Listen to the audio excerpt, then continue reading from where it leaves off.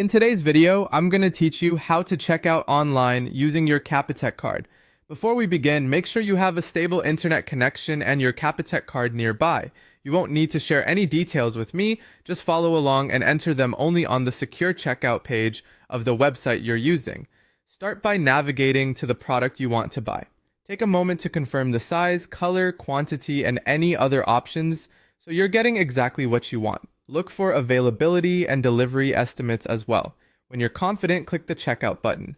This is usually near the top right of the page or below the product details, and it will move you from browsing to the payment flow. If the site shows your cart first, review it for accuracy and remove anything you don't need.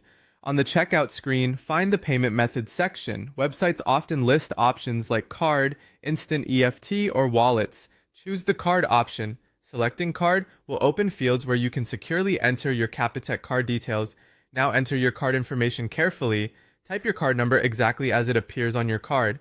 Most sites accept the number without spaces, and they'll typically add spacing automatically. Next, enter the expiration date, usually in month and year format. Then add the CVV, which is the 3-digit security code on the back of your card. Be sure to type these numbers carefully and avoid guessing. Too many incorrect attempts can trigger a security hold.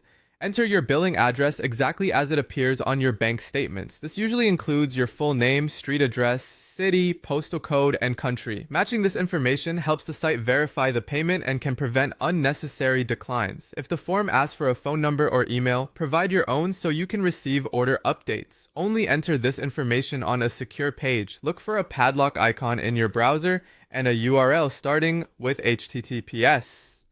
A few quick tips to keep things smooth. Double check every field before moving on, especially the card number and postal code. Avoid using public Wi-Fi when entering payment details and consider not saving your card on shared devices. Some sites may prompt you for an extra security step from Capitec. Keep your phone nearby and follow the on-screen instructions if that appears.